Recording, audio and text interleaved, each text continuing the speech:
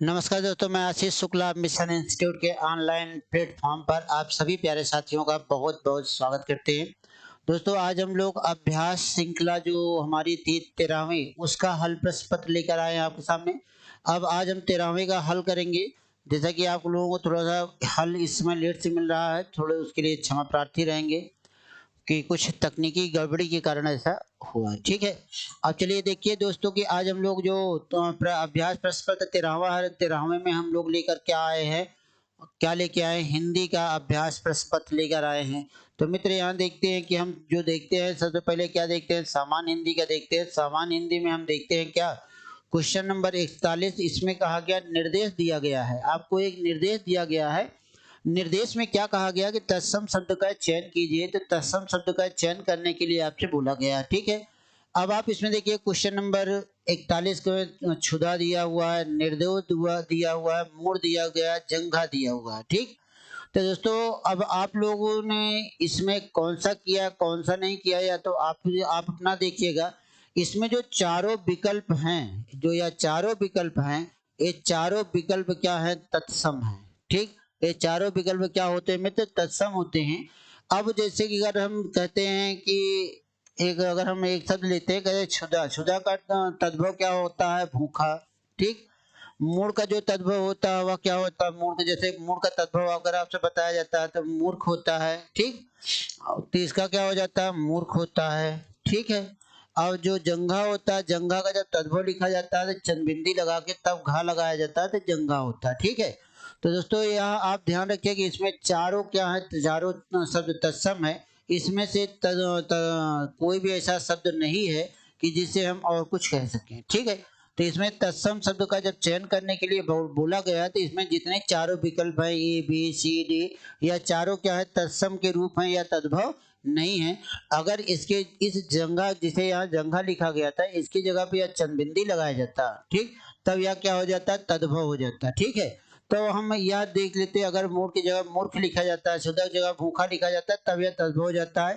तो मित्र यह ध्यान रखिए, प्रश्न उत्तर नंबर 41 में क्या हो जाएगा, चारों क्या हो जाएंगे, तत्सम हो जाएंगे। इसको आप चारों तत्सम बना लीजिएगा। हमने सबका तद्भव शब्द लिख भी दिया है। ठीक है, तो इस चीज को तो आप लोग ध्यान दीजिएगा, अपने उत्तर का मिलान सही ढंग से कर लीजिएगा, घबराइएगा नहीं। अब लिखा गया है कि निम्नलिखित में से अशुद्ध भाग का चयन कीजिए। तो इसमें लिखा गया अशुद्ध भाग का चयन करना है। बिजली जाने पर सब लोग छत के ऊपर चले गए। ठीक, बिजली जाने से सब लोग छत पर चले गए। बिजली जाने से सब लोग छत के ऊपर चले गए। बिजली जाने से सब लोग छत पर चले गए। ठीक, अब इस विकल्प में कौन सा सही, कौन सा अशुद्ध हो जाएगा। ठीक है, अब देखिए अशुद्धता की अगर हम बात करते हैं तो बिजली जाने पर सब लोग छत छत के ऊपर चले गए लिखा गया है। यही वाक्य अशुद्ध हो जाएगा। यहाँ के ऊपर की कोई बात ही नहीं हो रही है।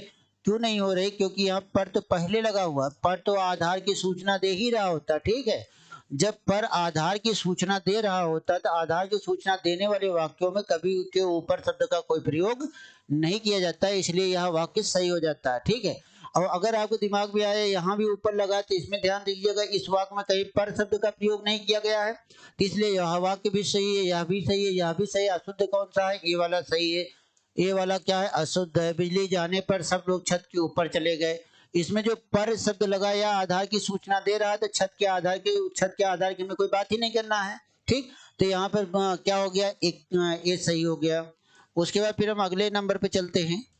अगले नंबर पे चलते हैं, कहा जाता है शुद्ध वर्तनी का चयन करें। कहा गया शुद्ध वर्तनी का चयन करना होता है।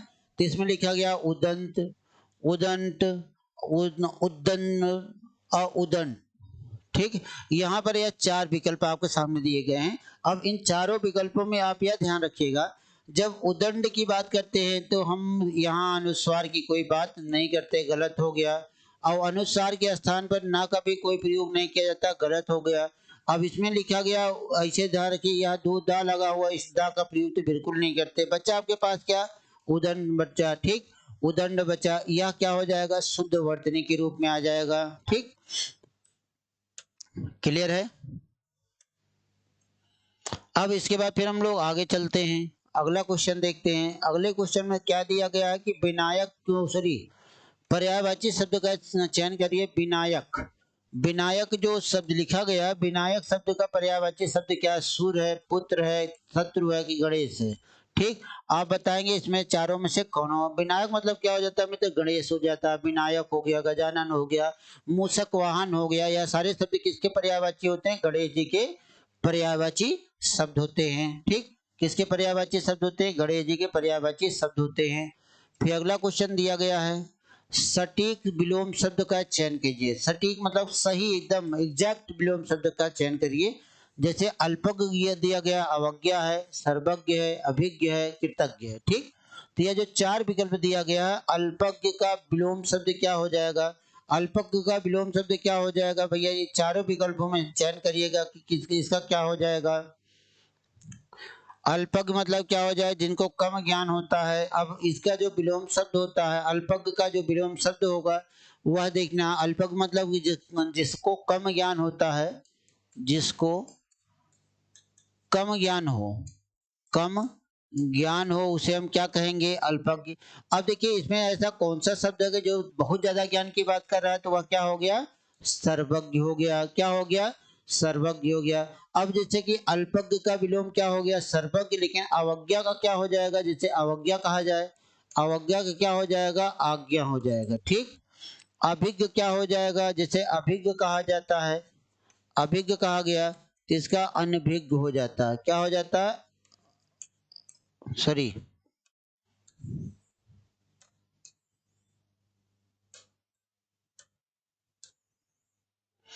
और जैसे कि अगर आपको सामने लिखा गया कि अभिज्ञ, अभिज्ञ क्या हो जाएगा? अनभिज्ञ हो जाएगा। ठीक है, अभिज्ञ का विलोम शब्द क्या हो जाएगा? अब अनभिज्ञ हो जाएगा। ठीक, क्लियर है। अब इस तरह से क्या हो जाता है? इन सब का विलोम सही हो जाता। क्वेश्चन नंबर 45 का क्या हो जाएगा? अल्पज्ञ का विलोम क्या हो जाएगा? सर्वज्ञ हो जाएगा।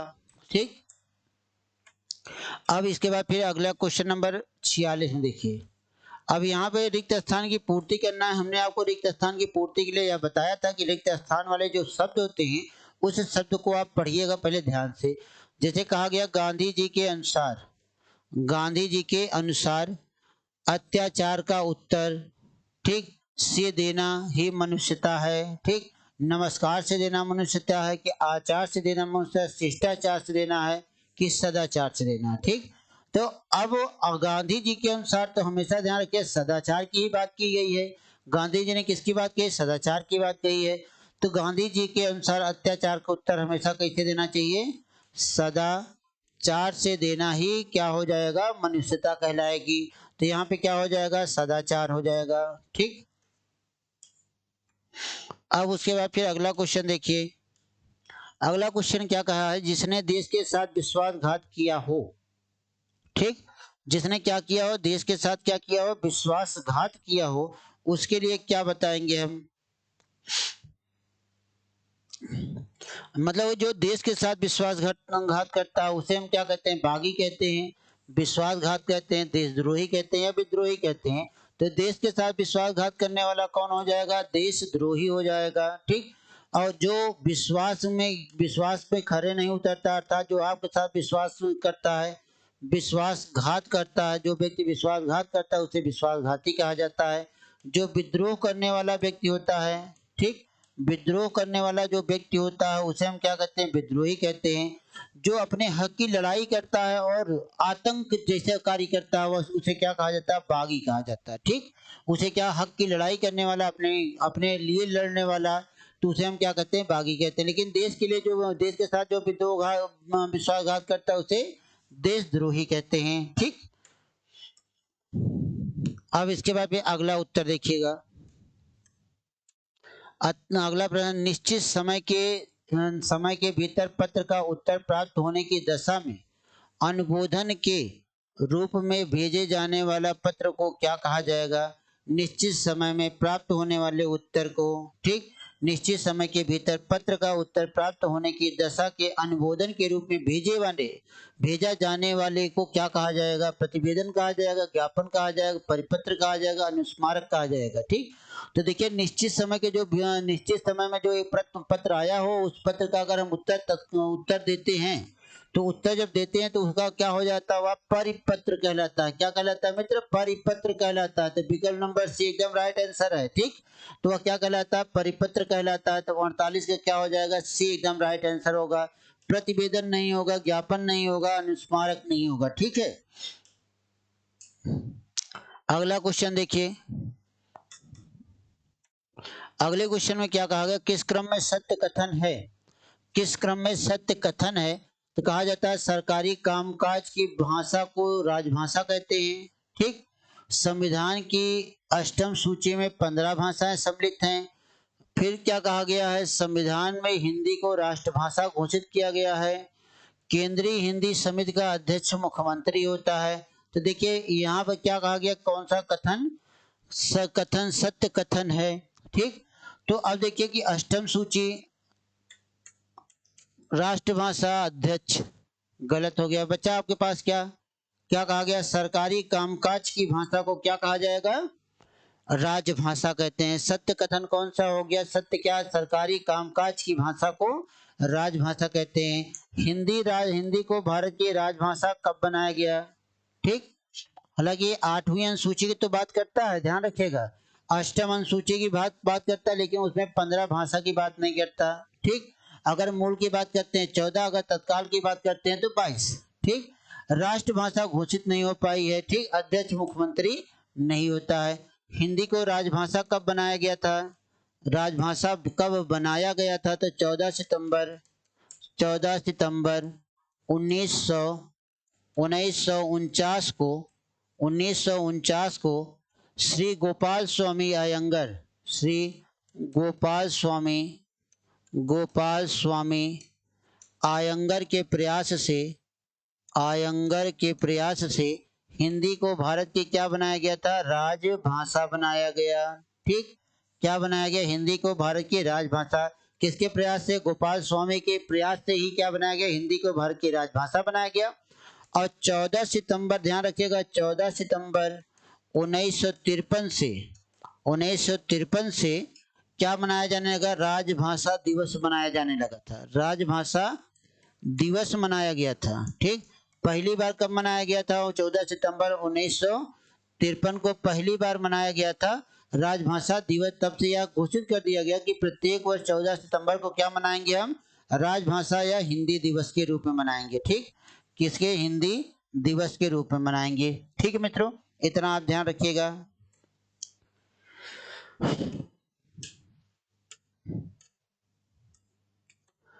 लिखा गया किस क्रम में सही मेल नहीं है। ठीक, गृह दशा ग्रह घर। ठीक, गृह दशा ग्रह घर, चिर के बहुत समय, चिर मतलब वस्त्र का खंड, तरण सूर्य तरणी नाव, मात्र केवल मात्र माता। तो देखिए भैया यहू वाला विकल्प सही है, दोनों, इसमें भी दोनों सही, इसमें भी दोनों सही है। लेकिन इसमें जो चिर होता है, चिर के लिए बहुत समय की बात नहीं होती, चिर मतलब मन होता है। ठीक, तो कौन सा सही नहीं है, तो विकल्प नंबर बी एकदम, विकल्प नंबर बी सही नहीं है। तो 50 का क्या हो जाएगा, बी हो जाएगा। ठीक है,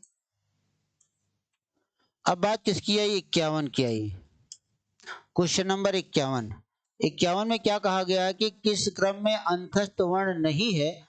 तो अंतस्थ वर्ण मतलब क्या हो जाता है, यह ध्यान रखिए, जब अंतस्थ की आप बात करते हैं, अंतस्थ की बात करते हैं, तो अंतस्थ मतलब क्या होता है, जिन वर्णों का उच्चारण स्वर और व्यंजन के मध्य से होता है, स्वर और व्यंजन के मध्य से होता है,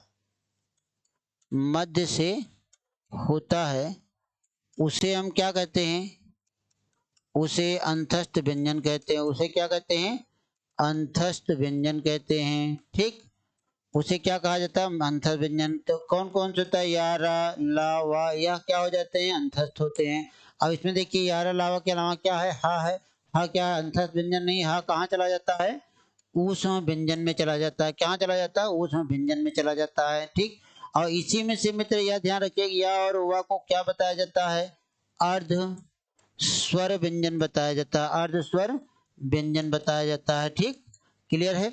अब यहाँ अंतस्थ व्यंजन नहीं है तो हा नहीं है, बाकी यार वा रा या तीनों क्या हैं, अंतस्थ व्यंजन वर्ण होते हैं। ठीक, उसके बाद फिर क्या कहा गया, 52। अब 52 में क्या कहा गया कि किस क्रम में भद्र का तद्भव रूप है। भद्र का तद्भव रूप क्या, भला है, भला है, भद्दा है, बद है कि भदा है। ठीक, तो अब आप इसमें बताइए कि इसमें कौन सा नहीं होगा। ठीक, भद्र का मतलब क्या हो जाता है, भद्र मतलब क्या हो जाता है, भद्र का तद्भव रूप क्या हो जाता है मित्र, भद्र का तद्भव रूप क्या हो जाता है, भला हो जाता है। क्या हो जाता है, भला हो जाता है। ठीक, क्या होता है, भला हो जाता है। विकल्प नंबर एकदम राइट आंसर हो जाएगा। क्या हो जाएगा, एकदम राइट आंसर हो जाएगा। ठीक, तो मतलब कि भद्र का तद्भव क्या नहीं है, क्या है, भला है। ठीक, इसको आप ध्यान रखिएगा, भद्र का तद्भव क्या है, भला, क्या है, भला है। ठीक, क्लियर है। अब अगले क्वेश्चन पे चलते हैं, क्वेश्चन नंबर 53।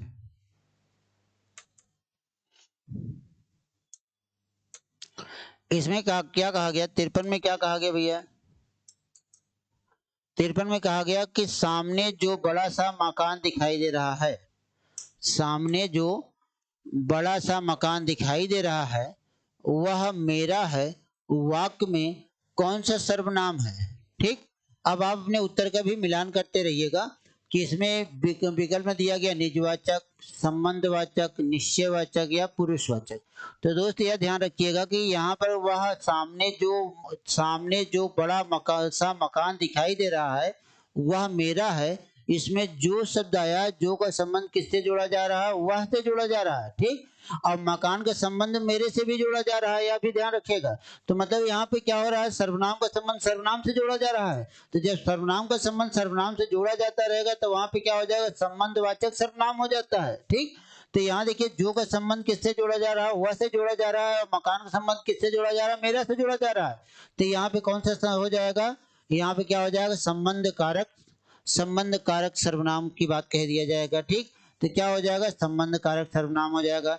क्यों, क्योंकि संबंध कारक में कहा जाता है सर्वनाम का संबंध किससे होगा, सर्वनाम का संबंध किससे होगा, अन्य सर्वनाम से होगा। ठीक, अन्य सर्वनाम से होगा। ठीक, या इसका संबंध किससे होगा, संज्ञा से होगा, या इसका इससे जोड़ा जाएगा। तो देखिए यहाँ पे जो है, जो संबंधवाचक सर्वनाम में हमेशा ध्यान रखिएगा क्या क्या आ जाता है। जैसे कहा जाए जो, सो, जैसा, जैसा, वैसा। ठीक, जैसा, वैसा, जिसका, जिसकी, यह सारे शब्द कहाँ आते हैं, संबंधवाचक में आते हैं। तो यहाँ पे संबंध का मतलब एक सर्वनाम का दूसरे सर्वनाम के साथ संबंध जोड़ा गया है, तो क्या हो जाएगा, संबंधवाचक सर्वनाम हो जाएगा। तो इसको आप एकदम राइट कर लीजिएगा, संबंधवाचक सर्वनाम हो जाएगा। ठीक,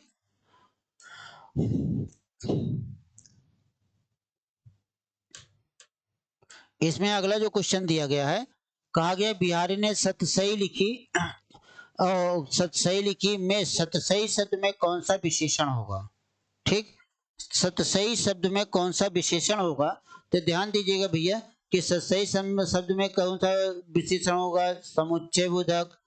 ठीक, क्या हुआ, समुच्चय बोधक हुआ कि समुदाय बोधक हुआ कि परिणाम बोधक हुआ कि क्रम बोधक हुआ। ठीक, अब आप हमें बताएंगे सतसई मतलब कि सतसई मतलब 700 वर्षों का क्या हो गया, वर्षों का एक समूह का बोध करा रहा है। ठीक, तो जब समूह का बोध करवा रहा है तो यह परिमाण होगा नहीं। ठीक, यह क्रम होगा नहीं।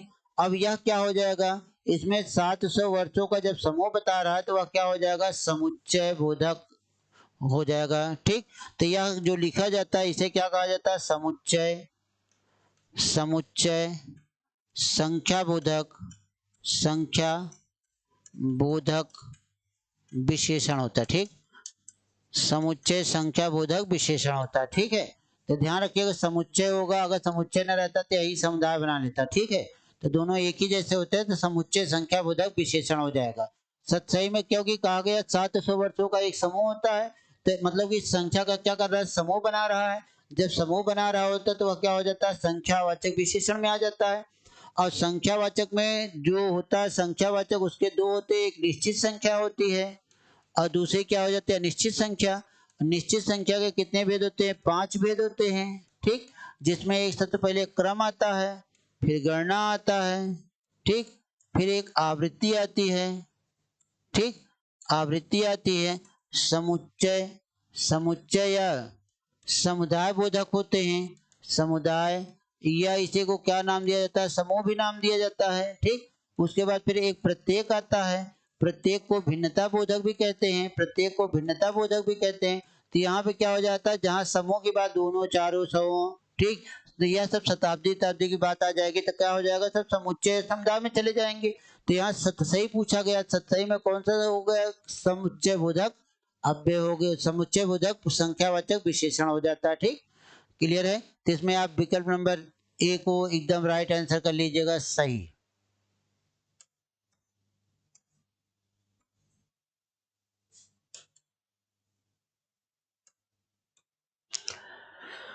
अब इसके बाद फिर अगला देखते हैं, अगला देखते हैं कि क्या कहा गया कि किस क्रम में परिमाण बोधक विशेषण है।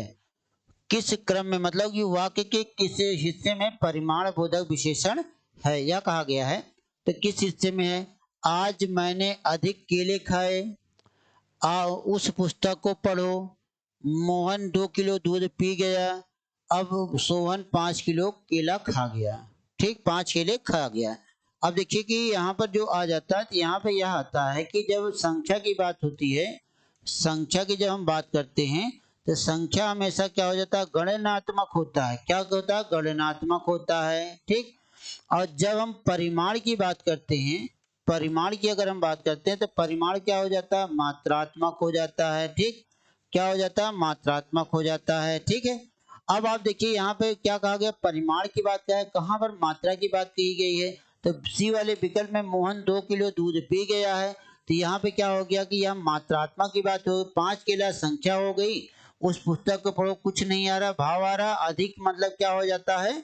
अधिक केले खाया तो अनिश्चित संख्या हो जाती। ठीक, तो आपके पास क्या हो गया? विकल्प नंबर सी एकदम राइट आंसर, मोहन 5 किलो दूध पी गया है, मतलब किलो हो गया, लीटर हो गया, मीटर हो गया, इंच, बीघा, यह सारे शब्द क्या हो जाएंगे? हमेशा क्या बन जाएंगे? यह सब परिमाणवाचक में बन जाएंगे। ठीक, अब इसके बाद फिर अगले क्वेश्चन पे चलते हैं हम लोग। अगला क्वेश्चन आपसे क्या कहता है, किस क्रम में सही समास विग्रह नहीं हुआ है? तो सही समास विग्रह, नीली है जो गाय अर्थात नील गाय। ठीक, बैलों से खींची जाने वाली बैलगाड़ी वाली गाड़ी। ठीक, क्रोध रूपी अग्नि क्रोधाग्नि। ठीक, नौ है जिसमें विधियां। ठीक, क्या हो जाएगा? नौ विधि हो जाएगा। अब यहाँ पे क्या हो जाएगा, ध्यान दीजिएगा कि यहाँ पर नीली है जो गाय, मतलब नील गाय सही हो गया। ठीक, अब बैलों से खींची जाने वाली गाड़ी बैलगाड़ी, तो बैलगाड़ी वाली गाड़ी, तो यही विग्रह क्या हो गया? गलत हो गया। बैल से खींची जाने वाली गाड़ी को केवल और केवल क्या कहेंगे? बैलगाड़ी कहेंगे, बाकी वो कुछ नहीं कहेंगे। ठीक, तो यही क्या है? विग्रह सही नहीं, बाकी सबका यह भी सही है, यह भी सही, यह भी सही है। तो विकल्प नंबर बी को एकदम राइट कर लीजिए, बैल से खींची जाने वाली गाड़ी को क्या कहेंगे? हम बैलगाड़ी कहेंगे, बाकी वाली वाली गाड़ी नहीं कहेंगे। ठीक, केवल बैलगाड़ी कहा जाएगा। ठीक, अब आगे चलते हैं हम लोग, अगला देखते हैं। अगला देखते हैं कि वीरों ने देश के हेतु बलिदान दिया। तो देश के हेतु मतलब क्या हो गया? हेतु का अर्थ ही जान लीजिएगा। कर्ता कारक होता है, करण कारक होता है, संप्रदान कारक होता है कि अपादान कारक होता है? अब मित्र यह ध्यान रखिए, जहां पर के लिए की बात आएगी, उसके लिए के स्थान पे के निमित्त की हम बात करेंगे। ठीक, के निमित्त की बात करेंगे, के वास्ते की बात करेंगे, के वास्ते की बात करेंगे, के हेतु की बात हम करेंगे। ठीक, के हेतु की हम बात करेंगे। हेतु शब्द लगा है तो यह क्या हो जाएगा? संप्रदान कारक। संप्रदान का चिन्ह क्या होता है? के लिए होता है, तो इसमें यह सारे शब्द आते हैं। जिस वाक्य में यह सारे शब्द दिखाई देंगे वहां पे तुरंत क्या बताना है आपको? संप्रदान कारक बता देना है। तो यहाँ पे क्या हो गया? संप्रदान कारक हो गया। क्लियर हो गया संप्रदान कारक? बात क्लियर है? अब आगे चलते हैं हम लोग। अब उसके बाद देखिए 58 की बात करते हैं। किसकी बात करते हैं? 58 की बात करते हैं। लिखा गया, कमला ने शांति को पुस्तक दी, कौन सी क्रिया है? कि पुस्तक दी, तो मतलब यह तो सीधी बात हो गई, देने की बात आ रही, तो क्या हो गई? सकर्मक क्रिया हो गई। ठीक, लेकिन अब देखिए यहाँ अकर्मक क्रिया है, गलत है। भविष्यकालीन क्रिया, यह गलत है।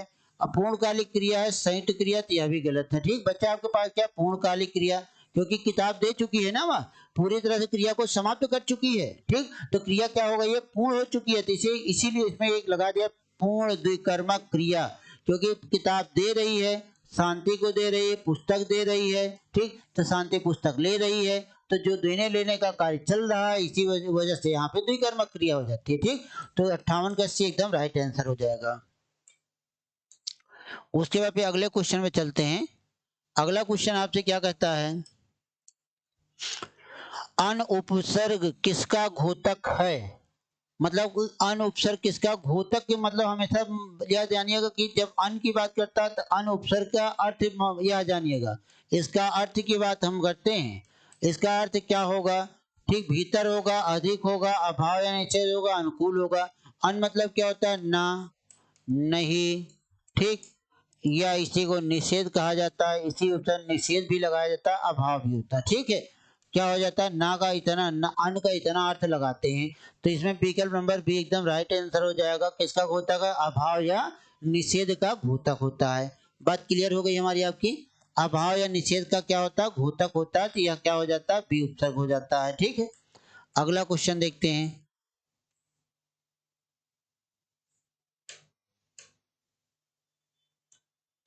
अगला क्वेश्चन जो हम देखते हैं, कहा गया किस क्रम में भाववाचक संज्ञा तद्धित प्रत्यय नहीं है।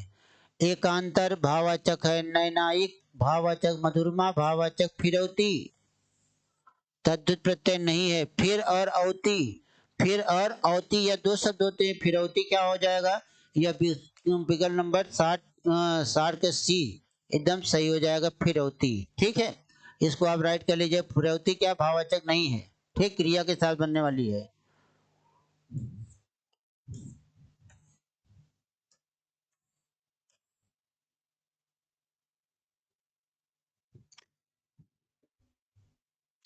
फिरौती में कौन सी संज्ञा नहीं है, भाववाचक संज्ञा नहीं है। क्लियर है, अब आगे चलते हैं हम लोग। अगला क्वेश्चन देखते हैं।